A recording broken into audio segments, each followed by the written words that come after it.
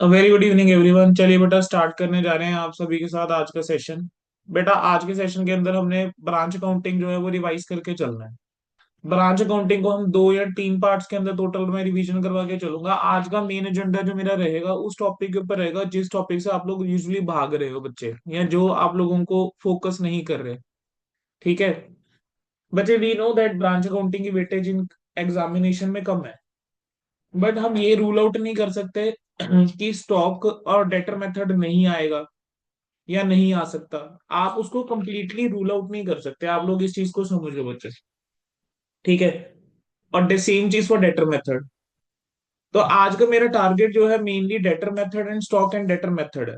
ठीक है, जो होलसेल प्राइस मेथड है उसका एक क्वेश्चन है, दैट इज समथिंग जो आराम से मैनेज हो जाता है। कहोगे मैं फिर भी वो भी एक बार चलो डिस्कस कर लूंगा अगर बच्चे रहेंगे। ठीक है, बट मेरा प्राइमरी आज का जो पहला ऑब्जेक्टिव है that is to discuss the debtor method and stock and debtor method, और उसके हम जितने ज्यादा क्वेश्चन कर सकते हैं, ठीक है, जो जितने क्वेश्चन हम आज कर पाए उतना सही। ठीक है, चलिए अच्छे स्क्रीन शेयर कर रहा हूँ। एक बार कंफर्मेशन मुझे दे दीजिएगा। आपके सामने इस बार बच्चे एक फाइल होगी PDF, branch accounting class notes लिख रखा होगा। Yes sir. Yes sir. बच्चे ये वही यस नोट्स सर। हैं जो मैंने आप लोगों को क्लास में लिखवा रखे हैं। ठीक है, तो ये नोट्स आप अपने सामने रखेंगे। बेटा अगर हम ब्रांच की बात करके चले ना, अब बिल्कुल एग्जाम ओरिएंटेड मुझे करवाना है, तो मैं यहाँ पे सिर्फ 2 4 लाइनें बोलूंगा and I will directly jump to debtor method. बेटा ब्रांच एक एस्टेब्लिशमेंट होती है जो या तो सेम एक्टिविटी कर रही होगी सब्सटेंशियली, या सेम या substantially same activity carry on करके चलती है जो हेड ऑफिस करता है। अगर ब्रांच है तो 100% है हेड ऑफिस होगा ही होगा। ठीक है, अब क्वेश्चन आता है ये ब्रांच किस टाइप की हो सकती है। सर ये ब्रांच या तो डिपेंडेंट हो सकती है या ये ब्रांच इंडिपेंडेंट हो सकती है। अगर मैं बात करके चलूं इनलैंड ब्रांचेस की, इनलैंड ब्रांचेस का मतलब क्या होता है, लोकल ब्रांचेस। यानी अगर कोई लोकल ब्रांच है it can be dependent, it can be independent. ठीक है, या फिर क्या होगी, हमारी फॉरेन ब्रांच होगी। हमारा आज का जो फोकस रहेगा वो रहेगा डिपेंडेंट ब्रांच के स्टॉक एंड डेटर मेथड के ऊपर, इंडिपेंडेंट ब्रांच के ऊपर। डिपेंडेंट ब्रांच जो होती है बेटा वो एक ऐसी, वो वहां पर ये मेथड फॉलो करा जाता है, डिपेंडेंट ब्रांच, जहां पर ब्रांच का साइज क्या होता है बेटा, स्मॉल होता है। यूजुअली वहां पर ब्रांच कैसी होती है, डिपेंडेंट होती है। सेकंड चीज, ब्रांच के जो अकाउंट्स है वो कौन मेंटेन करके चलेगा, हेड ऑफिस मेंटेन करके चलेगा। अब अकाउंट्स को मेंटेन करने के बेटा क्या होते हैं, तरीके होते हैं। एक तरीका होता है डेटर मेथड। ठीक है, एक तरीका होता है डेटर मेथड। अब डेटर मेथड के अंदर क्या होता है कि जो ब्रांच होता है उसको क्या मान के चला जाता है, एक डेटर की तरह ट्रीट करके चला जाता है। डेटर मेथड वहां सूटेबल होता है जहां पर ब्रांच का साइज स्मॉल है। इस मेथड के अंदर जो हेड ऑफिस होगा ना बेटा, वो हर एक ब्रांच के लिए ना एक सेपरेट अकाउंट मेंटेन करके चलेगा। अगर मान लो कोई एंटिटी है, से उसकी 8 ब्रांचेस हैं, तो वो 8 ब्रांच अकाउंट बना के चलेगा। कितने ब्रांच अकाउंट बनाएगा, 8, हर एक ब्रांच के लिए अलग अकाउंट। ये वाला मेथड आप फॉलो कर सकते हो जब हेड ऑफिस जो है वो कॉस्ट के ऊपर या इनवॉइस प्राइस के ऊपर गुड्स क्या करता है, सेंड करता है ब्रांच को। बेटा जो भी ट्रांजेक्शन हेड ऑफिस में होगी और ब्रांच के बीच होगी उनको तो ये रिकॉर्ड करेगा ही करेगा। उसके अलावा अगर एक ब्रांच और दूसरी ब्रांच के बीच अगर कुछ ट्रांजेक्शन हो रही है तो ये उसको भी रिकॉर्ड करके चलेगा। ठीक है, इस मेथड के अंदर मैंने जैसे पहले बोला कि हेड ऑफिस क्या करके चलता है, मान के चलता है ब्रांच क्या है, एक डेटर की तरह है। तो बेटा इसके अंदर जनरल एंट्रीज क्या होती हैं, किस तरीके से अकाउंट्स मेंटेन कर जाते हैं। बेटा ब्रांच के जो भी एसेट्स होंगे उनका जो ओपनिंग बैलेंस होता है, सबसे पहले आप उस ओपनिंग बैलेंस को क्या करके चलते हो, ट्रांसफर करके चलते हो, चाहे वो एसेट्स का है चाहे वो लाइबिलिटीज का है। अब आप जानते हो कि एसेट्स का बैलेंस क्या होता है, डेबिट। तो अगर इसके बैलेंस को ट्रांसफर करेंगे तो क्या करना पड़ेगा, क्रेडिट। तो एंट्री ये हो जाएगी ब्रांच अकाउंट डेबिट टू बेटा ब्रांच एसेट अकाउंट, और इंडिविजुअली आप सारे एसेट्स को ट्रांसफर करोगे। सिमिलरली लाइबिलिटीज का बैलेंस होता है क्रेडिट। तो लाइबिलिटीज को ट्रांसफर करने के लिए बेटा क्या एंट्री पास हो जाएगी, branch liabilities account debit to branch आपकी क्या हो जाएगी बच्चे, लाइबिलिटी हो जाएगी। बोलो क्या ये चीज क्लियर होती है। अब बेटा ब्रांच को अगर गुड्स भेजे गए हैं, इट कैन हैपन कि गुड्स किसने भेजे हैं, हेड ऑफिस ने। इट कैन हैपन कि गुड्स किसने भेजे हैं, अदर ब्रांच ने। यहां पर यह माना जाता है कि भी अगर किसी दूसरी ब्रांच से भी गुड्स भेजे हैं ना तो हेड ऑफिस ने भेजे हैं, because branch is dependent on head office. ठीक है, ये हेड ऑफिस है, ये समझो ब्रांच 1 है, ये समझो ब्रांच 2 है। एक चीज हो सकती है कि हेड ऑफिस इसको डायरेक्टली गुड्स भेज रहा है, दूसरा तरीका हो सकता है कि हेड ऑफिस जो है वो ब्रांच टू को कहता है कि ब्रांच वन को गुड्स भेज दो। तो इसको कैसे ट्रीट करा जाएगा, ये ऐसे माना जाएगा कि जैसे ब्रांच टू ने हेड ऑफिस को गुड्स भेजे हैं। ठीक है, ये कैसे ट्रीट करा जाता है बच्चे, जैसे ब्रांच टू ने हेड ऑफिस को गुड्स भेजे हैं और फिर हेड ऑफिस ने आगे ब्रांच वन को गुड्स भेजे हैं। तो बेटा जब भी ब्रांच को गुड्स भेजे जाएंगे, अब ब्रांच कौन है, रिसीवर है, branch is the receiver, rule लग जाएगा डेबिट द रिसीवर का। तो ब्रांच अकाउंट क्या हो जाएगी, डेबिट कर दोगे, क्रेडिट क्या कर देंगे, goods send to branch. Now it might happen कि कुछ गुड्स ऐसे हैं जो कि रिटर्न कर दिए ब्रांच ने हेड ऑफिस को। बेटा अगर ब्रांच ने हेड ऑफिस को गुड्स रिटर्न करे हैं, तो उस केस के अंदर जब देखो गुड्स अगर भेजे थे तो ब्रांच वॉज द रिसीवर। अब ब्रांच कौन है, गिवर है। ब्रांच गिवर है तो ब्रांच क्या होने वाला है, क्रेडिट। डेबिट क्या हो जाएगा, गुड्स सेंड टू ब्रांच, क्योंकि जब गुड्स भेजे गए थे तब एक स्पेशल अकाउंट ओपन करते हैं हम इसके अंदर, goods send to branch account. हम उसको क्या कर देंगे, रिवर्स कर देंगे। बोलो बच्चे क्या यहां तक क्लियर हो गया, यस सर। क्लियर है सभी को। चलिए अब अगला क्या है बेटा, देखो कई बार क्या होगा कि डेटर वो ब्रांच का है। देखो ब्रांच जो है, देखो बेटा वो कैसे करता है, हेड ऑफिस जो है वो ब्रांच को गुड्स भेजती है। मैंने क्या बोला, भेजती है, सेंड्स। ब्रांच जो है वो आगे क्या करती है, कस्टमर को गुड्स सेल करती है। अब ये जो सेल कर रही है बेटा, क्या ऐसा पॉसिबल है ये कैश में हो रहे हैं, क्या ये पॉसिबल है क्रेडिट पे हो रहे हैं। अगर अब ये क्रेडिट के ऊपर हो रहे हैं तो ब्रांच का जो डेटर होगा वो ब्रांच का डेटर होगा। अगर गुड्स जो है वो डायरेक्टली रिटर्न करें डेटर्स ने टू हेड ऑफिस, तो बेटा एंट्री क्या हो जाएगी, goods and to branch account debit to branch account. ठीक है, गुड्स एंड टू ब्रांच। अब ये एंट्री कैसे बनी है, ये मान के चला जाएगा कि भाई डेटर ने गुड वापस नहीं करे, ब्रांच ने गुड वापस करे, क्योंकि आप सोच के देखो जो बुक्स बन रही है वो बन रही है head office. Head office books maintain कर रहा है ब्रांच की, हेड ऑफिस बुक्स मेंटेन कर रहा है ब्रांच की। अब हेड ऑफिस की किताबों में क्या ये डेटर होगा, क्या हेड ऑफिस की किताबों में ये वाला डेटर होगा ब्रांच वाला, नहीं होगा ना। वो तो ब्रांच की किताब, ब्रांच का डेटर है वो, तो हेड ऑफिस की किताब में तो डेटर ही नहीं है। तो head office will treat it like this कि ये गुड्स जो है वो किसने भेजे हैं, ब्रांच ने भेजे हैं। तो ब्रांच क्या हो गई है, debit the receiver, credit the giver, giver हो गई। तो ब्रांच को क्रेडिट कर देंगे and goods send to branch क्या हो जाएगा, डेबिट हो जाएगा। ठीक है जी। बच्चे अब ये हो सकता है कि गुड्स जो है वो सप्लाई करते ब्रांच ने दूसरी ब्रांच को under the instruction of head office.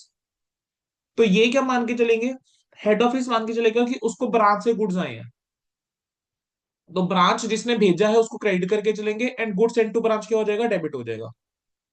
अब बेटा कई बार क्या हो सकता है कि एक कोई कैश कस्टमर था, कैश कस्टमर ने क्या करा, डायरेक्टली हेड ऑफिस पे चला गया। मतलब हुआ क्या, ब्रांच ने बेटा गुड्स भेजे किसको, कस्टमर को। कस्टमर ने कैश दिया होगा इधर ब्रांच को, राइट। अब हुआ क्या, गुड्स ठीक नहीं निकले हैं, कुछ भी इशू रहा। अब इस कस्टमर ने गुड्स किसको दे दिए, हेड ऑफिस को। अब और ये हेड ऑफिस से क्या ले लेगा, कैश ले लेगा। तो एक तरीके से बेटा यहां पर क्या हो गया कि अगेन गुड्स रिटर्न हो रहे हैं, यहां पर भी गुड्स रिटर्न हो रहे हैं। तो अब यहां पर ट्रांजेक्शन को रिकॉर्ड करने का क्या तरीका, हेड ऑफिस मान के चलेगा कि ये जो इसको गुड्स आए हैं वो इस कस्टमर से नहीं आए। ठीक है, बस ऐसे समझ लो हेड ऑफिस को एक कस्टमर नहीं दिख रहा, हेड ऑफिस को जो गुड्स आए हैं वो किससे आए हैं, ब्रांच से आए। तो हेड ऑफिस अपनी किताबों में क्या एंट्री पास कर देगा, goods send to branch account debit to branch account. बदले में हेड ऑफिस क्या कर रहा है, पैसा दे रहा है, तो हेड ऑफिस का कैश जा रहा है तो कैश या बैंक क्या हो जाएगा, क्रेडिट। डेबिट क्या हो जाएगा बच्चे, ब्रांच अकाउंट। अब इन दोनों एंट्रीज के लिए हम ऑल्टरनेटिवली एक सिंगल एंट्री पास कर सकते हैं। वो सिंगल एंट्री क्या है, आप देखो ब्रांच इधर डेबिट हो रहा है इधर क्रेडिट हो रहा है, आपस में कैंसिल हो जाएगा। तो good send to branch account debit to cash या बैंक, बेटा क्या हम एंट्री पास कर सकते हैं। तो it is completely your choice that you want to pass two different entries और पास अ सिंगल एंट्री, दोनों करेक्ट है। बेटा मुझे बता दीजिए अगर पहली 7 एंट्रीज के अंदर बेटा किसी बच्चे को कोई डाउट है। No sir.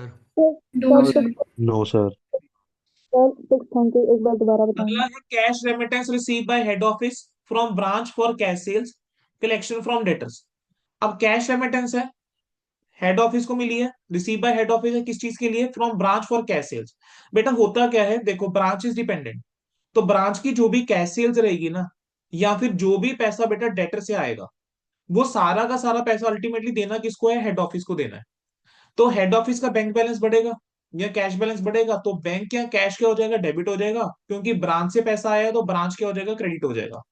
Now it might happen कि रेमिटेंस जो है वो किसी कस्टमर ने डायरेक्टली हेड ऑफिस को जमा करवा दी, इसको ऐसे समझो, क्रेडिट सेल करी थी कोई, क्रेडिट सेल करी थी तो ब्रांच का डेटर था, ठीक है। तो ब्रांच की किताबों में आ रहा था कि भी इस बंदे से पैसे लेने हैं, लेकिन उस कस्टमर ने क्या किया, डायरेक्टली जो पैसा है वो किसको जाके जमा करवा दिया, हेड ऑफिस को जाके जमा करवा दिया। तो हेड ऑफिस को पैसा मिल रहा है तो कैश को वो करेगा डेबिट, और वो क्या मानेगा कि उसको ये पैसा आया कहां से, ब्रांच से। मतलब सीधा सीधा बोलूं तो ब्रांच को, सॉरी हेड ऑफिस को तीसरी पार्टी नहीं दिखती। कोई भी ट्रांजेक्शन जो ब्रांच और थर्ड पार्टी के बीच है वो हेड ऑफिस रिकॉर्ड नहीं करके चलेगा, लेकिन जहां हेड ऑफिस की इन्वॉल्वमेंट होगी that will be recorded. For head office paying branch expenses और sending cash to branch for meeting expenses. अब देखो खर्चा किसका है, ब्रांच का। हेड ऑफिस ने पैसा भेजा तो कैश या बैंक क्या हो जाएगा, क्रेडिट हो जाएगा। डेबिट क्या कर देंगे, डेबिट द रिसीवर। तो branch is the receiver here, तो ब्रांच क्या हो जाती है बेटा, डेबिट हो जाती है। अब बेटा देखो, जो आपने goods send to branch account है, आपने क्या करा, जब ब्रांच को गुड्स भेजे थे तो goods send to branch account open किया, गुड्स रिटर्न हुए तो आपने goods send to branch account क्या करा, फिर रिवर्स मारा, ठीक है। किसी डेटर ने डायरेक्टली गुड्स वापस करे तब भी आपका अकाउंट इन्वॉल्व हुआ, ब्रांच ने गुड्स वापस करे तब भी अकाउंट इन्वॉल्व हुआ था। तो बेटा ये जो goods send to branch account है ना, हम इसको क्या करते हैं, क्लोज करते हैं। बेटा जब आप goods send to branch account को क्लोज करोगे तो इसको क्लोज करने के दो तरीके। पहला है कि आप चेक करो ट्रेडिंग कंसर्न है या मैन्युफैक्चरिंग है। अगर तो ट्रेडिंग कंसर्न है तो क्रेडिट क्या हो जाएगा, परचेजेस। लेकिन अगर मैन्युफैक्चरिंग कंसर्न है तो क्रेडिट क्या होगा, ट्रेडिंग। अब उसका कारण क्या है बेटा, कारण समझेंगे।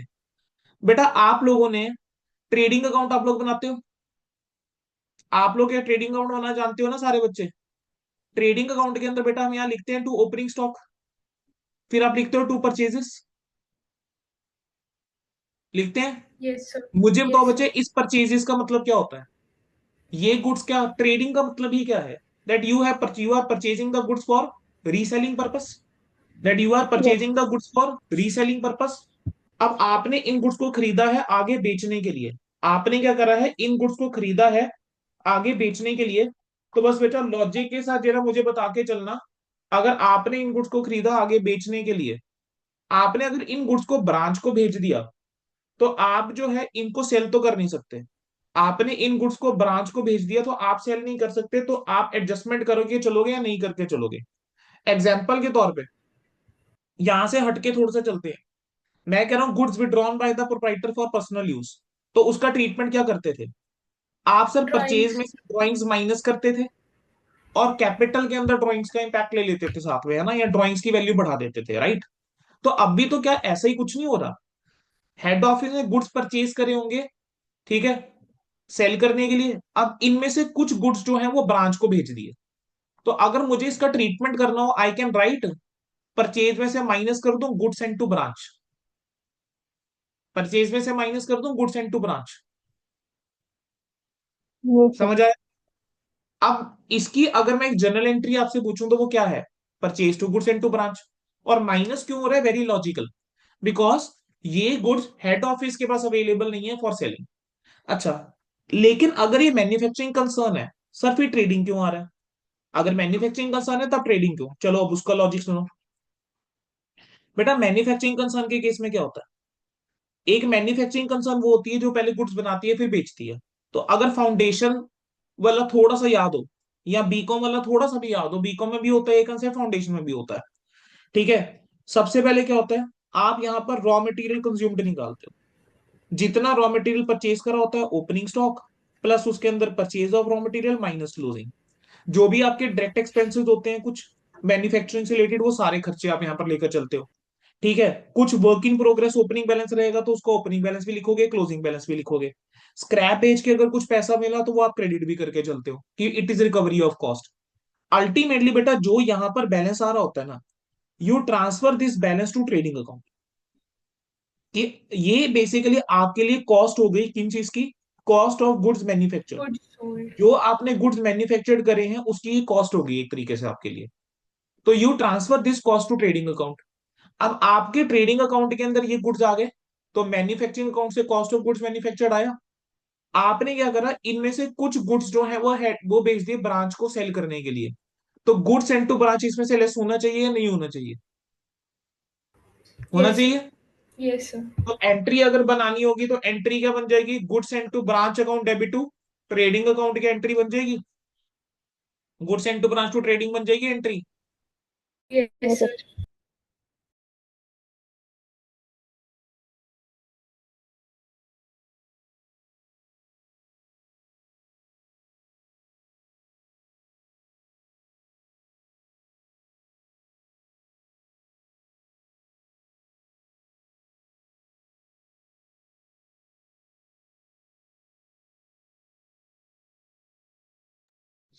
ठीक है जी, ये हो गया। अच्छा बेटा अब क्या करोगे, अब आप ब्रांच के अगला क्या हो जाएगा, ब्रांच के एसेट्स को हमने क्लोज करना है, मतलब क्लोजिंग एसेट्स जो है उसको ट्रांसफर करके चलना है। तो अब क्या एंट्री हो जाएगी, branch assets account debit to branch. Basically आप ऐसे समझो कि हम दोबारा से ब्रांच के एसेट्स को ट्रांसफर कर रहे हैं, सेम चीज लाइबिलिटी के लिए, branch account debit to branch liabilities individually. अब बेटा जब आप ब्रांच अकाउंट को क्लोज करोगे, अगर आपकी क्रेडिट साइड ज्यादा है डेबिट से, तो आप जानते हो यहां क्या आएगा, प्रॉफिट। अगर डेबिट साइड ज्यादा है, आप जानते हो क्या आने वाला है, लॉस। ठीक है, और ये जो है ये ब्रांच का लॉस या प्रॉफिट है। This loss has to be transfer to general P and L, this loss has to be transfer to general P and L. Why, क्योंकि पूरी एंटिटी का जो प्रॉफिट एंड लॉस होगा दैट विल बी डिफरेंट। समझ आया बच्चे, क्या यहां तक क्लियर है? Yes, sir. अब क्या क्या पॉइंट्स हैं जो थोड़े से ध्यान में रख के चलना, गलती नहीं करनी है इस मेथड में। ये वाला मेथड आपको पूछ सकते हैं बच्चे, वो छोटा क्वेश्चन बना के 6 नंबर में ये मेथड आ सकता है, नहीं तो 6 का वो 8 बना सकते हैं बेटा। ठीक है, कहना जो ट्रांजेक्शन बेटा ब्रांच और थर्ड पार्टी के बीच में होगी, जैसे कैश और क्रेडिट सेल्स हो गई, रिटर्न कर दी किसी डेटर ने डायरेक्टली ब्रांच को, ठीक है, वो हेड ऑफिस रिकॉर्ड नहीं करेगा। कोई बैड डेब्ट्स हो गया, डिस्काउंट अलाउड हो गया, वो हेड ऑफिस रिकॉर्ड नहीं करके चलेगा। ठीक है, कोई एंट्री आप पास नहीं करके चलोगे जो डेटर से कैश कलेक्ट हुआ है। लेकिन जब आप रेमिटेंस करके चलते हो तो रेमिटेंस का हम अमाउंट बढ़ा देते हैं। ठीक है, कोई एंट्री पास नहीं होती है डेप्रिसिएशन के लिए। क्यों एंट्री पास नहीं हो रही डेप्रिसिएशन के लिए, बिकॉज बेटा आपने स्टार्टिंग के अंदर ब्रांच के एसेट्स जो है वो ट्रांसफर करे थे, तो यहां पर आपने प्रॉपर्टी प्लांट इक्विपमेंट ट्रांसफर करा होगा, और एंड में भी आपने ब्रांच के एसेट्स ट्रांसफर करे थे। इन दोनों का जो डिफरेंस है वो डेप्रिसिएशन बच्चे अपने आप ही क्या हो जाता है, रिकॉर्ड हो जाता है। ठीक है, अब कई बार क्या होता है बेटा, क्वेश्चन के अंदर कुछ इंफॉर्मेशन मिस कर देगा डेटर को लेकर, तो वहां पर आप मेमोरेंडम ब्रांच डेटर अकाउंट या कैश को लेकर कुछ इंफॉर्मेशन, तो वहां पर आप मेमोरेंडम्स अकाउंट बना सकते हो। Branch account, branch stock account बना लिया, ब्रांच डेटर अकाउंट बना लिया, ब्रांच कैश अकाउंट बना लिया मिसिंग फिगर के लिए। ठीक है, अब हेड ऑफिस जो है बेटा वो गुड्स को देखो किसके ऊपर बेच सकता है, कॉस्ट के ऊपर भी बेच सकता है, वो गुड्स को कॉस्ट प्लस लोड के ऊपर भी बेच सकता है, यानी आईपी के ऊपर भी बेच सकता है। अगर आईपी के ऊपर जा रहे हैं ना, तो बेटा इस लोड को क्या करना चाहिए, हटाना चाहिए। ठीक है जी, अब उसके लिए 4 बस एंट्रीज हैं जो आपकी एडिशनल होती हैं, वो 4 एंट्रीज अभी सीख लेंगे। पहले आ जाओ कॉस्ट बेसिस के ऊपर। तो बेटा ये कॉस्ट बेसिस के ऊपर जो ऊपर हमने एंट्रीज करी हुई है ना, बस उसी का हमने एक अकाउंट बनाया हुआ है। मैं इसको उसको रिलेट करके दिखाता हूँ। बेटा हमने लिखा to balance brought down, cash, furniture, stock, debtor, prepaid expenses जो भी है। फिर हमने लिखा बाय बैलेंस ब्रॉट डाउन, जिसके अंदर आपने लाइबिलिटीज कर दी। ब्रांच को जब गुड्स भेजे तो एंट्री हुई branch account debit to goods and to branch. ठीक है, ब्रांच को जब गुड्स भेजे तो एंट्री क्या होगी, branch account debit to goods and to branch. अब ये goods sent by head office भी आ गए, goods sent by other branch भी आ गए। अगर गुड्स रिटर्न हुए तो ब्रांच गुड्स वापस कर सकती थी, वो आ गया। दूसरी ब्रांच ने गुड्स भेजे थे, वो आ गए बेटा। और तीसरा, जो डेटर्स ने डायरेक्टली रिटर्न कर दिए। खर्चों के लिए क्या करा, ब्रांच टू कैश एंट्री करी थी या बैंक, वो खर्चे आ गए बेटा। ब्रांच क्या करती है, हेड ऑफिस को पैसा भेजती है, कैश सेल्स का भेजती है, डेटर से जो पैसा आया वो आ गया। किसी कस्टमर ने डायरेक्टली अगर हेड ऑफिस को दे दिया, उसकी भी तो सेम ही एंट्री होती है, बैंक टू ब्रांच। आपने क्लोजिंग एसेट्स ट्रांसफर करे, क्लोजिंग लाइबिलिटीज ट्रांसफर करी, जो रिजल्ट आया वो नेट प्रॉफिट या नेट लॉस। अब अगर आप ध्यान से देखो, ये और कुछ नहीं, ये आपका ट्रेडिंग अकाउंट है। पेन का कलर करते हैं चेंज और आपको प्रूव करके दिखाता हूँ, ये ट्रेडिंग अकाउंट है। ओपनिंग स्टॉक, ब्रांच को जो गुड्स भेजे, एक तरीके से ब्रांच की परचेस, जो गुड्स वापिस हुए वो यहां आ गए, जो क्लोजिंग स्टॉक है वो यहां आ गया। 4 आइटमें क्लियर हो गई, ट्रेडिंग अकाउंट से रिलेट कर पा रहे हो इन चारों को? बेटा ट्रेडिंग अकाउंट से रिलेट कर पा रहे हैं बच्चे? Yes, sir. Yes, sir. ठीक है। अब आप क्या लिखते हो, सेल्स। ये लो बेटा कैश सेल्स। फिर क्या लिखते हो, क्रेडिट सेल्स। सर अब आप कहोगे क्रेडिट सेल्स का है, ये लो ध्यान दो जरा। डेटर का ओपनिंग बैलेंस आ रहा है, डेटर का क्लोजिंग बैलेंस आ रहा है, डेटर से जितना पैसा आया वो भी आ रहा है। चलो डेटर का अकाउंट बना के देख लेते हैं। Opening balance, closing balance. Debtor से जो पैसा आया वो बैंक में लिखा अपने यहाँ पे। ये जो फिगर है, ये क्या और कुछ नहीं, क्या क्रेडिट सेल्स होगा? Yes, sir. तो क्या ऑटोमेटिकली क्रेडिट सेल्स रिकॉर्ड हो गया? क्या नोटेड। अपने आप ही क्रेडिट सेल्स रिकॉर्ड हो गया? ठीक है। इसी तरीके से बच्चे आ जाओ जरा डेप्रिसिएशन के ऊपर।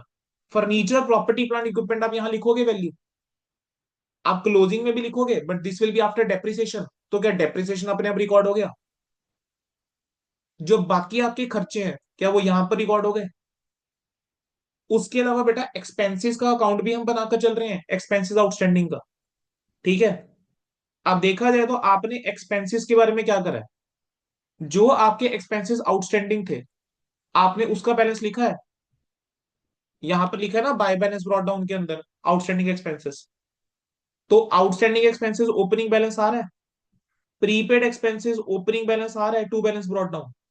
Prepaid expenses closing balance asset बनकर आ रहा है, outstanding expenses closing balance liability बनकर आ रहा है। जो एक्सपेंसेस की पेमेंट कर दी क्या वो बैंक से यहाँ कहीं पेमेंट हो रही होगी?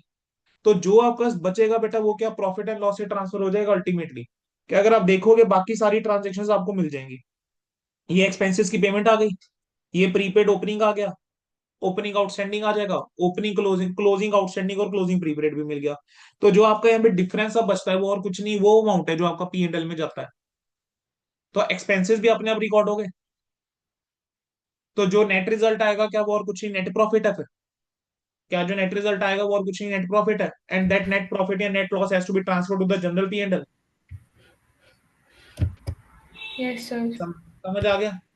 Yes, sir. अगर आपको बेटा इस चैप्टर के अंदर सिंपल सा गेम है, if you know the entries you know the chapter.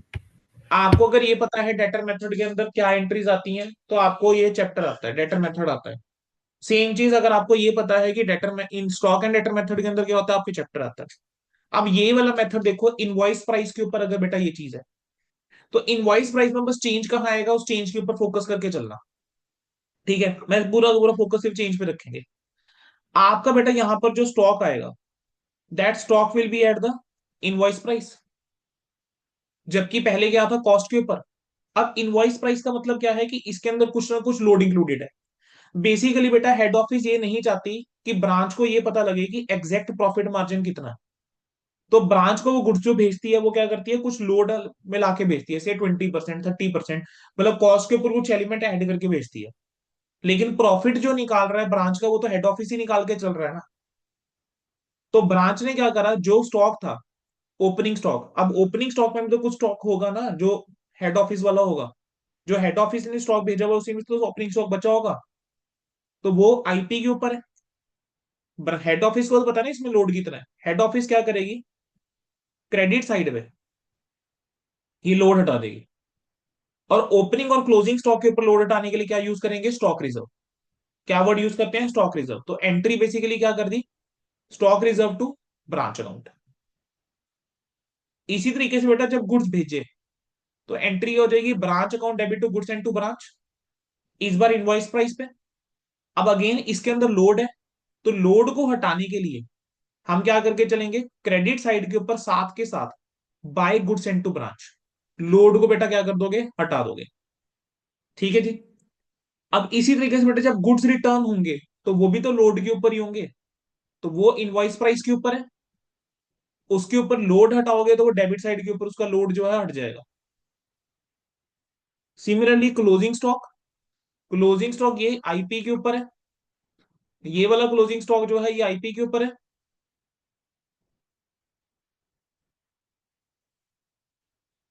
और इसके ऊपर लोड हटाऊंगा तो टू स्टॉक रिजर्व, खत्म।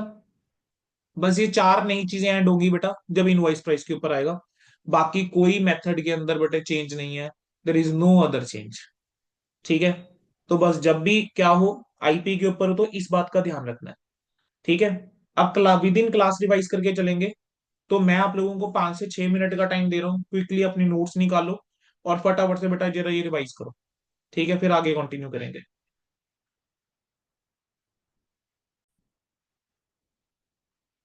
चलिए बेटा, अब इसके बाद हमने क्या पढ़ के चलना है, स्टॉक एंड डेटर मेथड पढ़ के चलना है। बेटा स्टॉक और डेटर मेथड का पहले ऑब्जेक्टिव समझ लो, आपको एंट्रीज अपने आप आ जाएंगी। स्टॉक एंड डेटर मेथड जो होता है जनरली वहां यूज कर जाता है जहां पर गुड्स जो है वो ब्रांच को इनवॉइस प्राइस के ऊपर भेजे जाते हैं, या फिर जहां पर ब्रांच का साइज क्या होता है, बहुत बड़ा होता है। ठीक है। अब ब्रांच जो है वो बड़े साइज की है, तो वहां पर वो फिजिबल नहीं है कि हम एक ही अकाउंट जो है वो बनाएं और उससे हमें पता लग जाएगा पूरा। तो हम एक ग्रेटर कंट्रोल के लिए हम क्या करते हैं, हम कुछ एक स्पेशल अकाउंट्स बनाकर चलते हैं। जैसे ब्रांच स्टॉक अकाउंट बना के चलेंगे स्टॉक को मॉनिटर करने के लिए, उसकी मूवमेंट को मॉनिटर करने के लिए। सिमिलरली डेटर अकाउंट जो है वो उनसे कितना पैसा आ रहा है, कितना रिसीवेबल है क्रेडिट सेल्स के लिए। एक्सपेंसेस जो है वो एक्सपेंसेस जो भी ब्रांच इनकर करे, जो गुड्स भेजे हैं सेंड टू ब्रांच अकाउंट है वो जो गुड्स भेजे हैं उसकी रिटर्न के लिए। ब्रांच एडजस्टमेंट अकाउंट जो होता है ना, वो यहाँ पर ट्रेडिंग अकाउंट की तरह होगा। बेसिकली इस अकाउंट से हम क्या निकालेंगे, ग्रॉस प्रॉफिट निकालेंगे, और जो भी लोड होगा ना वो इस अकाउंट में हटाएंगे। डेटर मेथड में हम क्या करते हैं, लोड कहाँ हटा के चलते हैं, उसी अकाउंट के अंदर। यहाँ पर हम लोड हटाने के लिए एक सेपरेट अकाउंट ओपन कर लिया, ब्रांच एडजस्टमेंट अकाउंट, और जो भी कुछ अगर कोई डायरेक्ट खर्चा होगा वो इस अकाउंट में चला जाएगा। ब्रांच कैश अकाउंट जो है वो आपका आ जाएगा यहाँ पर, किस चीज के लिए, कैश फ्लो के लिए। जो भी ब्रांच को कैश दिया, ब्रांच से कैश आया, जो भी रेमिटेंसेज है उन सब के लिए। ब्रांच पी एंड एल उसका नेट प्रॉफिट निकालने के लिए, और फिक्स एसेट अकाउंट जो है वो एसेट को कंट्रोल या रिकॉर्ड करने के लिए। अब यहाँ पर एंट्रीज क्या होती है बेटा समझेंगे। सबसे पहले क्या होगा, अगर ब्रांच को गुड्स भेजे हैं हेड ऑफिस ने या फिर किसी और ब्रांच ने, अगर ब्रांच को गुड्स भेजे हैं, तब बेटा क्या एंट्री है जो पास हो जाएगी। अगर मैं ये ब्रांच। सारे अकाउंट ओपन करके चल रहा हूं, सोच के देखेंगे, ब्रांच का स्टॉक बढ़ेगा, yes yes sir. Sir. Debit what comes in, तो ब्रांच स्टॉक डेबिट हो जाएगा। Yes sir. क्रेडिट क्या कर दोगे, गुड्स एंड टू ब्रांच। मतलब आप डेटर मेथड में क्या करते थे उसकी एंट्री रिकॉल करो। डेटर मेथड में आप कहते थे branch account debit to goods and to branch. ठीक है। यहां ब्रांच पर टू बस goods branch stock account into debit to branch. Goods and to branch, क्योंकि स्टॉक बढ़ा।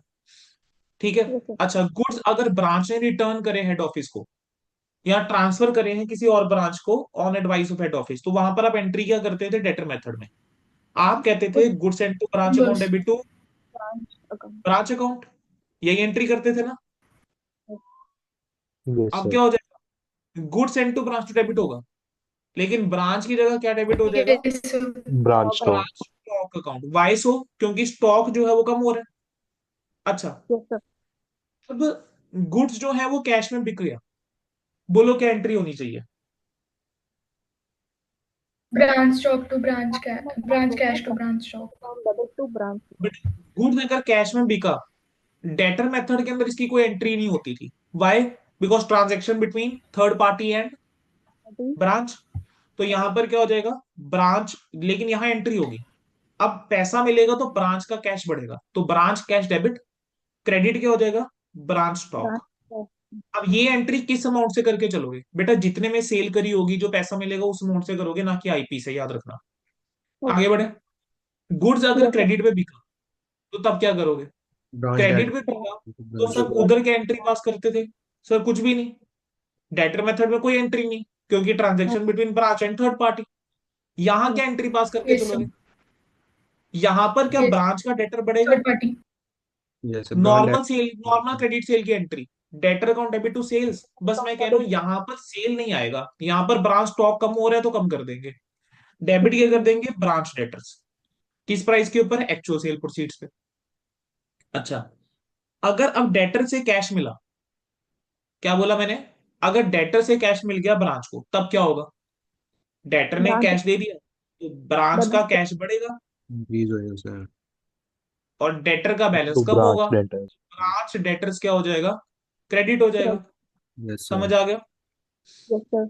अच्छा, अगला क्या है, bad debts and discount allowed to debtors.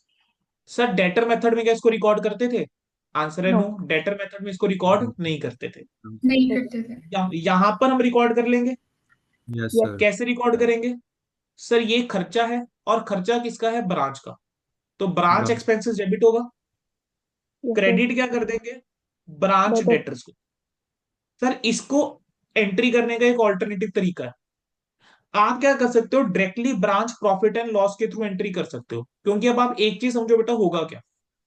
If you are maintaining branch expenses account, आप तो ब्रांच इसका बैलेंस एक्सपेंसेस अकाउंट, पीएनएल में ब्रांच ट्रांसफर होगा। एक्सपेंसेस अकाउंट में आप जाकर यहां लिखोगे टू ब्रांच डेटर्स।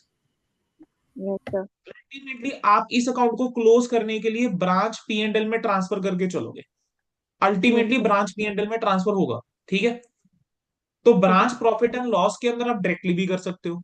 ठीक है, बोलो समझ आया। Yes sir yes sir. Yes sir. अच्छा, अच्छा ब्रांच के खर्चे हैं, ब्रांच ने पे करे हैं, बोलो क्या होगा। ब्रांच ब्रांच ब्रांच एक एक्सपेंसेस डेबिट हो जाएगा और ब्रांच ब्रांच कैश कैश। क्या हो जाएगा, क्रेडिट हो जाएगा। हो जाएगा ठीक है, ब्रांच के खर्चे हैं लेकिन इस बार हेड ऑफिस ने पेमेंट करी है, तब क्या चेंज आएगा। वो जो फिर branch transfer branch branch expenses to cash. Expenses तो ब्रांच के डेबिट होंगे सर, क्रेडिट लेकिन क्या हो ब्रांच जाएगा इस खर्च बार, कैश या बैंक क्या क्रेडिट हो जाएगा। यस सर ठीक है, क्योंकि हेड ऑफिस का कैश कम हो रहा है। मैं कह रहा हूं ब्रांच की प्रॉपर्टी प्लांट इक्विपमेंट है लेकिन उसके ऊपर डेप्रिसिएशन है, चार्ज कर रहे हैं। तो ब्रांच की अगर प्रॉपर्टी प्लांट इक्विपमेंट है तो क्या ब्रांच प्रॉपर्टी प्लांट इक्विपमेंट कम होगा, एसेट की वैल्यू कम होगी। सर डेबिट क्या करके चलो, सर डेबिट ब्रांच हम कर ब्रांच देंगे पीएनएल। एक्सपेंसेस। अब यहां पर भी ब्रांच एक्सपेंसेस की जगह हम we can directly debit branch P and L, बिल्कुल ठीक बोला अदिति ने। हम branch P and L debit कर सकते हैं। वाई, क्योंकि अल्टीमेटली ये डेप्रिसिएशन का खर्चा पी एंड एल में जाएगा। ओके अच्छा, मैं कह रहा हूं डेटर्स ने क्या करा है, गुड्स वापिस करे ब्रांच को। डेटर्स ने क्या करा है, गुड्स रिटर्न करे ब्रांच को। अब बोलो एंट्री क्या हो जाएगी। Branch branch stock to branch debtor. Branch debtor branch stock account debit to branch debtors, खत्म। Yes sir. अगर रिटर्न करे हैं goods by debtors directly to head office, तो अज्यूम कर पेमेंट। लेते हैं क्या करोगे। अगर हेड ऑफिस को गुड्स वापस करे तो it is as good as कि ब्रांच ने हेड ऑफिस को गुड्स वापस करे हैं। Yes yes sir debit to goods and to branch हो जाएगा। क्रेडिट क्या करेंगे, ब्रांच डेटर्स, क्योंकि इस बार डेटर्स का अकाउंट जो है वो मेंटेन हो रहा पूरा है। इस बार डेटर्स का अकाउंट जो है बच्चे वो क्या हो रहा है, मेंटेन हो रहा है। ठीक है, क्लियर है। Yes sir yes sir.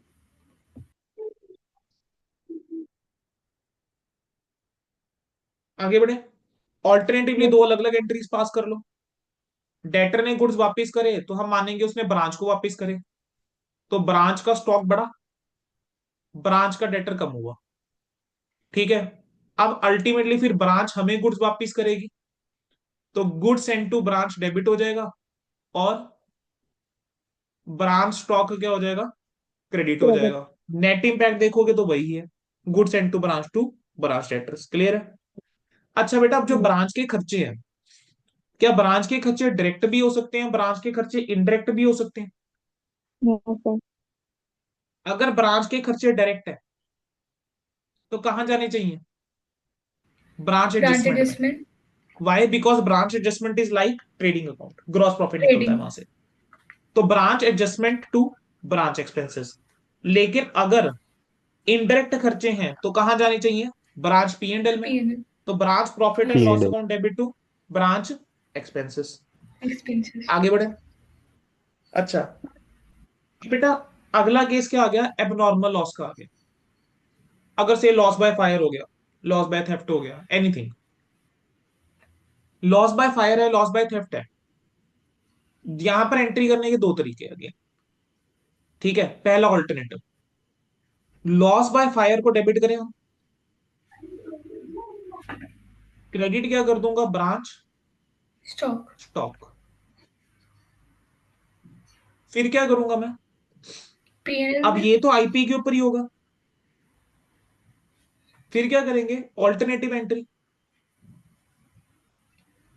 Branch adjustment account debit करूंगा, branch P and L account debit करूंगा, क्रेडिट क्या कर दूंगा, लॉस बाय फायर। इसके पीछे का लॉजिक समझ लो थोड़ा सा, +1 क्लास में आ जाओ। लॉस बाय फायर के एडजस्टमेंट क्या करते थे, सर दो तरीके से एंट्री सीख रखी है। एक होता था सर, हमें कहते थे कि परचेज में से माइनस करके दिखा सकते हो। दूसरा तरीका ये सिखाया था कि यहाँ पे क्रेडिट में जाके लिख दो by loss by fire. Fire. Right, yes sir. ये तरीका सिखाया हुआ था। फिर क्या कहते थे, मतलब अल्टीमेटली क्या होता था, वो स्टॉक में से कम हो रहा है आपका, है ना। दूसरा क्या होता था, आप P&L में जाते थे और यहां जाके लिख देते थे लॉस बाय फायर। अब मैं कह रहा हूं कि एक बार के लिए भूल जाओ कि ये आईपी के ऊपर है। अगर ये कॉस्ट के ऊपर है तो क्या आप ऐसे ही कुछ नहीं कर रहे क्या? The moment you pass entry loss by fire to branch stock, तो आपने स्टॉक को कम करा, यस सर। यानी आपने ये वाला ट्रीटमेंट कर दिया। फिर आपने P&L के अंदर टू लॉस बाय फायर किया, तो एक बार एडजस्टमेंट वाली एंट्री को छोड़ दो, P&L to loss by fire क्या कॉस्ट के ऊपर जा रहा है? Yes sir. Yes sir. तो बात आ रही है लोड की। सर जो लोड है वो तो हेड ऑफिस ने लगाया है ना। तो अगर एक्चुअल लॉस देखना है तो एक्चुअल लॉस देखने के लिए क्या हेड ऑफिस लोड हटाएगी या नहीं हटाएगी? Yes sir. और राइट। लोड हटाएगी तो कहाँ Yes, sir. हटाएगी? Adjustment adjustment. अकाउंट में। तो यस ब्रांच सर। बताओ। Adjustment account. अब ऑल्टरनेटिवली मैं इन दोनों एंट्री की जगह एक सिंगल एंट्री पास कर दूं, क्योंकि ब्रांच स्टॉक यहाँ पर क्या हुआ, शॉर्टेज या लॉस बाय फायर डेबिट हुआ, यहाँ क्रेडिट हुआ। तो अगर मैं राइट। डायरेक्टली कर दूं branch adjustment branch P&L to branch stock, है तब भी ठीक है। Yes sir. यहाँ लोड, यहाँ कॉस्ट, यहाँ आईपी। अच्छा, अगर नॉर्मल लॉस ऑफ गुड्स है तब क्या होगा, branch adjustment to branch stock, वो भी आईपी के ऊपर। अब आए, बेटा मुझे बताओ, क्या नॉर्मल लॉस ऑफ गुड्स जो होता है, क्या उसको आप, वो क्या इंश्योरेंस कंपनी भी उसको कवर करके चलती है क्या? नहीं करती। इतना आइडिया है ना कि नॉर्मल लॉस जो होता है उसको इंश्योरेंस कंपनी भी कवर करके नहीं चलती। Yes sir. कहते हैं बिकॉज दिस इज लॉस जो आपका प्रोसेस का है, this is not covered under insurance claim. तो नॉर्मल लॉस के केस में क्या होता है, सपोज करो 10,000 गुड्स थे, मुझे पता है कि 5% जो है वो लॉस होता है, ठीक है। सो यहां से 10% का मैं मान लेता हूँ लॉस होता है। अब 10,000 अगर गुड्स हैं, क्वांटिटी, 10% का लॉस होता है, तो मुझे पता है 1,000 का लॉस होने वाला है। तो मैं ये कह सकता हूँ कि अगर मुझे 10,000 गुड्स से ये पड़े हैं 1 लाख रुपए के, या से 1,20,000 रुपए के, तो मैं ये नहीं बोलूंगा कि भाई मुझे 1,20,000 में 10,000 यूनिट मिले, नहीं, मैं कहूंगा मुझे 1,20,000 जो है वो 9,000 यूनिट्स की कॉस्ट पड़ी। यही करते हो ना? कहीं ना कहीं AS2 में भी कुछ ऐसा करके चलते हो, या यस नॉर्मल सर। लॉस और नॉर्मल यस लॉस वाला सर। जो क्वेश्चन है। Yes yes basically sir. मैं यहाँ पर ये कह रहा हूँ कि जो 1,20,000 की अगर मेरे को एक कॉस्ट पड़ी थी 10,000 की, मैं कहूंगा नहीं यार मेरे को ये कॉस्ट 9,000 यूनिट की पड़ी। तो इसका जो ट्रीटमेंट होगा ना वो हम कहाँ करके चलेंगे, स्टॉक अकाउंट में ही करके चलेंगे, branch adjustment to branch stock. मैं यहाँ पे P&L को इन्वॉल्व नहीं करूंगा। अगली एंट्री जो है वो स्किप कर दो, किसी क्वेश्चन में नहीं है। अगली एंट्री मैंने क्लास में भी कहा था कि this entry is not usually passed, इस एंट्री को आप स्किप करके चल सकते हो, ठीक है। अगले पे आ जाओ सीधा, remittance by head office to branch. अब ब्रांच, हेड ऑफिस ने ब्रांच को पैसा भेजा, तो ब्रांच का कैश या बैंक बैलेंस बढ़ेगा, और क्रेडिट क्या हो जाएगा, कैश या बैंक क्रेडिट हो जाएगा।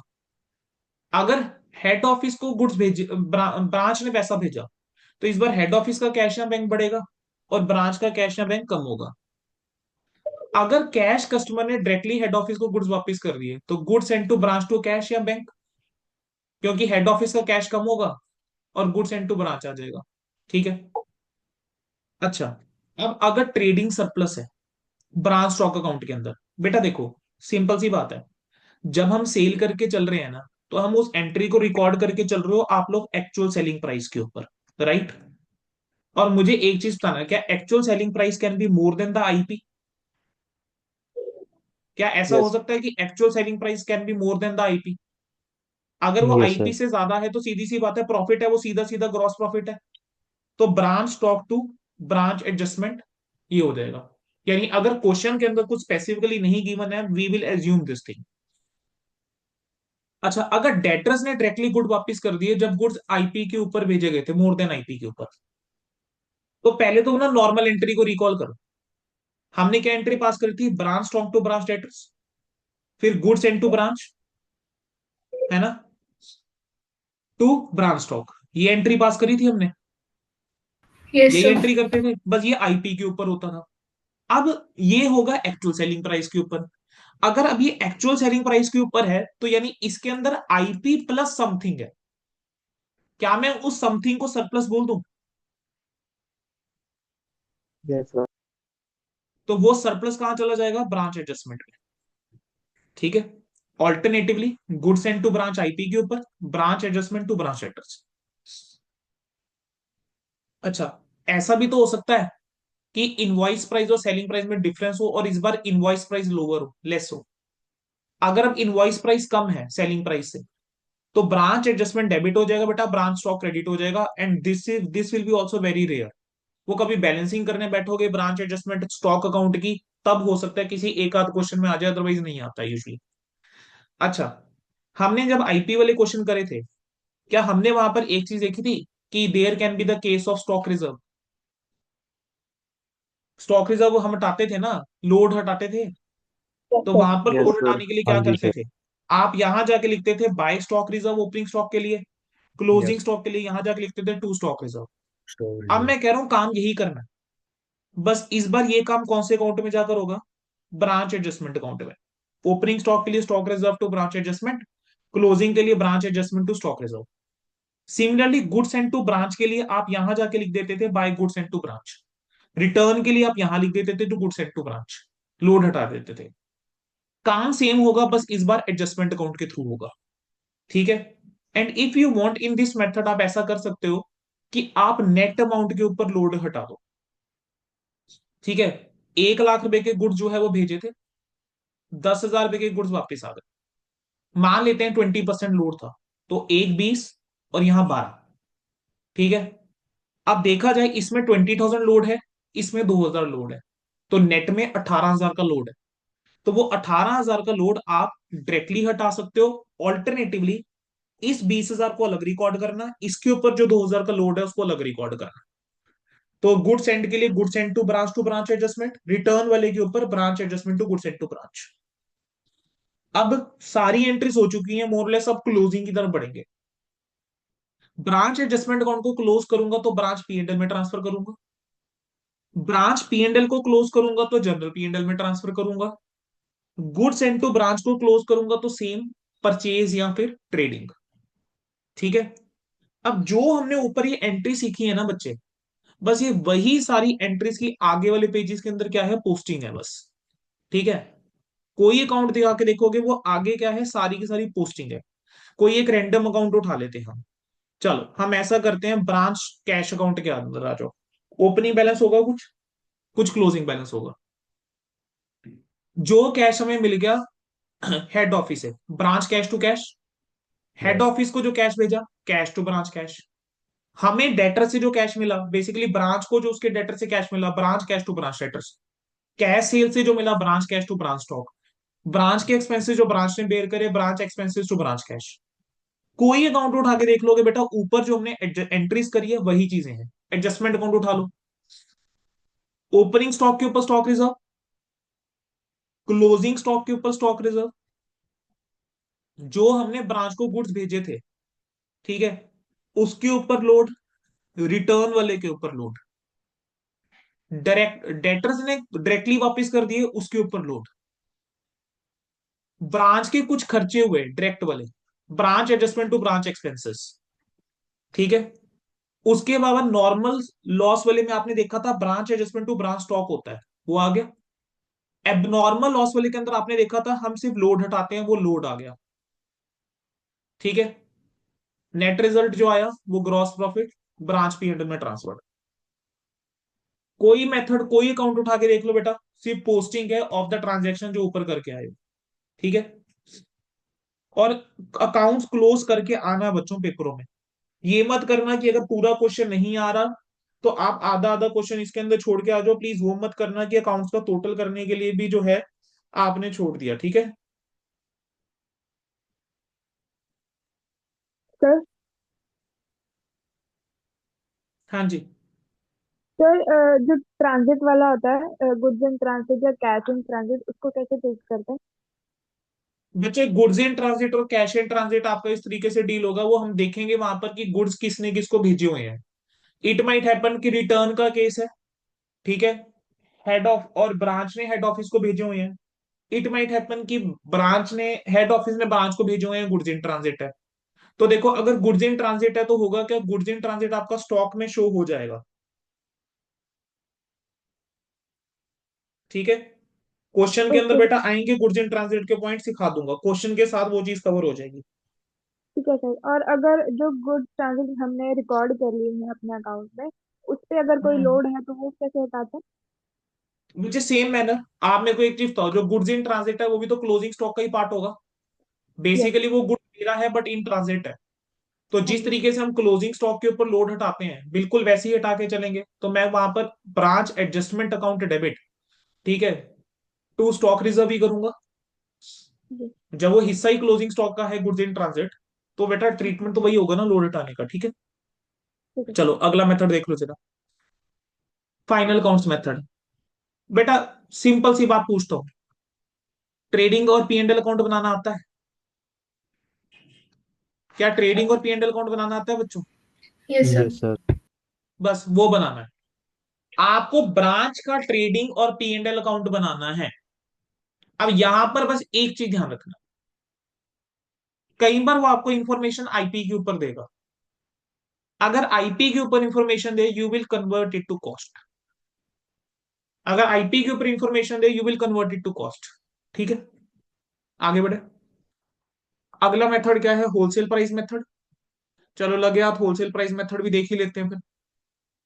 होलसेल प्राइस मेथड में क्या होता है बेटा, इस मेथड में यूजुअली जो आपका हेड ऑफिस होता है ना, वो एक मैन्युफैक्चरिंग एंटिटी होता है। बेसिकली हेड ऑफिस जो है वो कैसा है, मैन्युफैक्चरिंग कंसर्न होगा। ये भेज रहा होता है रिटेल ब्रांच को, और ये रिटेल ब्रांच को किस प्राइस के ऊपर बेचेगा, होलसेल प्राइस के ऊपर। होलसेल प्राइस क्या होता है, आप कॉस्ट के अंदर होलसेल प्रॉफिट ऐड कर दीजिए, तो आपके पास जो आ जाएगा वो आ जाएगा होलसेल प्राइस। आपके पास जो आ जाएगा वो क्या आएगा, होलसेल प्राइस। ठीक है, अब ब्रांच में प्रॉफिट कितना होगा, जितने ब्रांच में सेल करा रिटेल, जो एक्चुअल उसका बेसिकली सेल प्राइस रहेगा, सेल प्रोसीड्स रहेगी, उसमें से आप होलसेल प्राइस अगर माइनस कर दो, क्या वो ब्रांच का प्रॉफिट है? 100 रुपए के गुड्स कॉस्ट पड़ी, हेड ऑफिस ने अपना 20 रुपए जोड़ा, 120 रुपए, ब्रांच ने इसको 150 में बेचा, तो ब्रांच का प्रॉफिट तो 30 ही है ना ये वाला, क्योंकि ब्रांच को तो 120 में पड़ा है ना इस मान। समझ आया, क्लियर है? इस Yes. मेथड में बेटा जो हेड ऑफिस होता है ना, उसका एक ही इंटरेस्ट होता है कि भाई ब्रांच ने एडिशनल प्रॉफिट कितना कमाया। तो इस पर्पस के लिए ट्रेडिंग और पीएनएल अकाउंट ब्रांच का बनाया जाएगा। लेकिन जब हम ट्रेडिंग और पीएनएल बनाकर चलेंगे ना हेड ऑफिस का, तो वहां पे जो स्टॉक रिजर्व होगा, ओपनिंग स्टॉक और क्लोजिंग स्टॉक के रिकॉर्ड में वो क्रेडिट कर दिया जाएगा। ठीक है, और डेबिट कर दिया जाएगा रिस्पेक्टिवली किसके अंदर, हेड ऑफिस अकाउंट के अंदर। यानी ऑपोजिट, ओपनिंग स्टॉक वाले का जो स्टॉक रिजर्व है वो क्रेडिट, क्लोजिंग स्टॉक वाले का जो स्टॉक रिजर्व है डेबिट। अब सर ये वाला पैराग्राफ पढ़ भी लिया सुन भी लिया, लेकिन हमें इतना समझ नहीं आया, कोई बात नहीं, आगे अकाउंट देखते हैं। बेटा स्टॉक रिजर्व यहां पर कैसे निकलेगा, पहले ये समझो। यहां पर स्टॉक रिजर्व होगा होलसेल प्राइस और जो कॉस्ट होगी हेड ऑफिस को, उनका डिफरेंस होगा स्टॉक रिजर्व। क्या होगा स्टॉक रिजर्व, यहां पर क्या होगा, उनका difference. Cost plus wholesale profit कर ले तो होलसेल प्राइस आता है, होलसेल प्राइस के अंदर रिटेल प्रॉफिट ऐड हो जाए तो रिटेल प्राइस आता है। आपको ये तीन चीजें क्लियर होनी जरूरी है। ठीक है, एक बार दोबारा से सुन लो, हेड ऑफिस जो है वो रिटेल ब्रांच को भेजता है, रिटेल ब्रांच आगे कस्टमर को भेजती है। हेड ऑफिस को गुड्स बनाने की कुछ कॉस्ट पड़ रही है, तो इसके अंदर वो एक होलसेल प्रॉफिट ऐड करके चलता है, जिसको हम बोल देते हैं होलसेल प्राइस। तो इस होलसेल प्राइस के ऊपर ब्रांच को गुड्स मिल रहे हैं। अब इस होलसेल प्राइस के अंदर ये रिटेल वाला प्रॉफिट हम ऐड कर दें, तो हमें क्या मिल जाता है बच्चे, रिटेल प्राइस मिल जाता है। तो यहां पर अगर मैं स्टॉक रिजर्व की बात करके चलूं, यहां पर अगर हम स्टॉक रिजर्व की बात करके चलें, तो स्टॉक रिजर्व जो है वो इन दोनों का डिफरेंस है। बेसिकली जो आपका होलसेल प्रॉफिट है वही आपका स्टॉक रिजर्व, मैं ऐसा बोल सकता हूं। यहां पर बच्चे तीन अकाउंट आप बना के चलोगे, एक ब्रांच ट्रेडिंग और ट्रेडिंग अकाउंट, या यहां पर हम ब्रांच स्टॉक अकाउंट भी बोल सकते हैं या आउटलेट स्टॉक अकाउंट बोल सकते हैं, इसको हम होलसेल प्राइस के ऊपर बना के चलेंगे। एक हम ब्रांच पी एंड एल बनाएंगे और एक हम ब्रांच स्टॉक रिजर्व बनाएंगे। अब अकाउंट कैसे बनेगा देखते जाओ बेटा, ये 3 अकाउंट बनते हैं। और मैं कह रहा हूं एक ही क्वेश्चन है इस कंसेप्ट के ऊपर आपके स्टडी मैट के अंदर, एक क्वेश्चन शायद पास पेपर में आया होगा, ठीक है, और आरटीपी में होगा। आपने बस एक क्वेश्चन इसका देख लिया, सफिशियंट है। And this is again a question which can be asked for 6 marks. मैं आपको कह रहा हूं कि बेटा अगर 6 नंबर पे ही वो स्टिक रहते हैं तो आप मान के चलना कि स्टॉक और डेटर मेथड के चांसेस बड़े कम हो जाते हैं, क्योंकि स्टॉक और डेटर मेथड का क्वेश्चन थोड़ा बड़ा होता है, 10 नंबर का बनता ही बनता है। But other than stock and debtor method and concept of the incorporation, तो कहते हैं ना incorporation of branch books into head office, ये 2 कंसेप्ट को छोड़ के मैं कहता हूं बाकी जो ब्रांच का वाला एरियाज है वो 6 नंबर के लिए फिर भी बन जाता है। आपका फाइनल अकाउंट्स मेथड 6 नंबर में पूछा जा सकता है, आपका सिर्फ डेटर मेथड पूछा जा सकता है, आपका ये वाला मेथड पूछा जा सकता है, फॉरेन ब्रांच के अंदर ट्रायल बैलेंस कन्वर्ट करने के लिए बोल सकते हैं, आ सकता है 6 में। इंडिपेंडेंट ब्रांच में जो आपने जनरल एंट्री सीख रखी है वो आ सकता है। तो मैंने आपको 5 एरियाज बता दिए जहां पर जिसके ज्यादा चांसेस हैं पेपर में। फॉरेन ब्रांच का trial balance conversion, that can be covered in AS11 as well as branch accounting. Wholesale price method, independent branch entries in books of head office और ब्रांच, कुछ भी पूछ सकता है। देन आपका डेटर मेथड, ठीक है, एंड आपका ट्रेडिंग एंड फाइनल वो सॉरी फाइनल अकाउंट्स मेथड। अब यहां पर ब्रांच ट्रेडिंग अकाउंट बनाएंगे, branch stock account. Opening stock आएगा होलसेल प्राइस के ऊपर, क्लोजिंग स्टॉक आएगा होलसेल प्राइस के ऊपर। अब ये जो होलसेल प्राइस है ना बेटा, इसके अंदर कुछ लोड है, यानी होलसेल प्रॉफिट है, वो होलसेल प्रॉफिट स्टॉक रिजर्व है। आप ब्रांच स्टॉक रिजर्व अकाउंट बनाओगे, इसका स्टॉक रिजर्व आप यहां ट्रांसफर करोगे, इसका स्टॉक रिजर्व आप यहां लिखोगे। क्लियर है? ब्रांच को गुड्स भेजे यस तो sir. Goods send to branch, जो रिटर्न आई है वो वापस कर दोगे, ये भी होलसेल प्राइस के ऊपर आ जाएगी, ठीक है। अब ब्रांच ने जो गुड्स भेजे होंगे, ब्रांच ने तो एक्चुअल सेलिंग प्राइस के ऊपर भेजे होंगे ना, तो एक्चुअल सेल प्राइस आ जाएगा यहाँ पे, जो रिटेल प्राइस रहेगा। It could be cash credit return minus कर दिया। जो आपका अब यहाँ पे ब्रांच पी एंड एल में यहाँ पर आपका कुछ डिफरेंस अगर आ रहा होगा बेटा, वो आपका एबनॉर्मल लॉस होगा। आपको ये ग्रॉस प्रॉफिट यूजुअली पता कर चलेगा। मैं आपको बताता हूँ यहाँ पर जो क्वेश्चन बनता है ना, उसके अंदर यूजुअली आपको निकालने क्या होता है, एबनॉर्मल लॉस का अमाउंट और नेट प्रॉफिट निकालना होता है। आपको वो ग्रॉस प्रॉफिट का रेट कहीं ना कहीं देकर चलता है कि इतना ग्रॉस प्रॉफिट का रेट है, तो आपका जो मिसिंग फिगर निकलता है वो ये निकलता है, this is your missing figure, ठीक है। अब यहां पर क्या आ जाएगा, branch P and L account बनाओगे, branch P and L account के अंदर ग्रॉस प्रॉफिट ट्रांसफर करा, कोई ब्रांच के खर्चे हैं वो लिखोगे, एबनॉर्मल लॉस आ जाएगा होलसेल प्राइस के ऊपर। अगर मान लो मुझे कुछ इंश्योरेंस क्लेम मिल गया तो वो रिकवरी भी हो जाएगा, और ये आ जाएगा नेट प्रॉफिट, आपने ट्रांसफर कर दोगे जनरल पी एंड एल में। और ये जो आपका स्टॉक रिजर्व था, इसको head office P and L के अंदर हम डेबिट या क्रेडिट कर देते हैं रिस्पेक्टिवली, ठीक है। खत्म। आपका बेटा डिपेंडेंट ब्रांच के जितने मेथड्स हैं मैंने सारे खत्म कर दिए, ठीक है। यहां तक क्लियर है सभी बच्चों को? सर। Yes sir. पक्का? Yes, sir. Sir. Yes sir. हाँ जी बच्चों। तो बच्चों आप लोगों का डिपेंडेंट ब्रांच जो है वो सारे कंसेप्ट यहाँ पे रिवाइज हो गए हैं डिपेंडेंट के, ठीक है। बच्चे हम कंसेप्ट वीडियो अलग रख देंगे डिपेंडेंट ब्रांच की, and it will be uploaded on YouTube. आप कभी भी चाहो तो देख सकते हो ये वाली वीडियो, ठीक है। Similarly we will create a separate video for the independent branch. तो हम ये वाला सेशन यहीं पर एंड करेंगे, and for questions I will take another session, ठीक है जी। एक और सेशन अपलोड हो जाएगा क्वेश्चंस के लिए।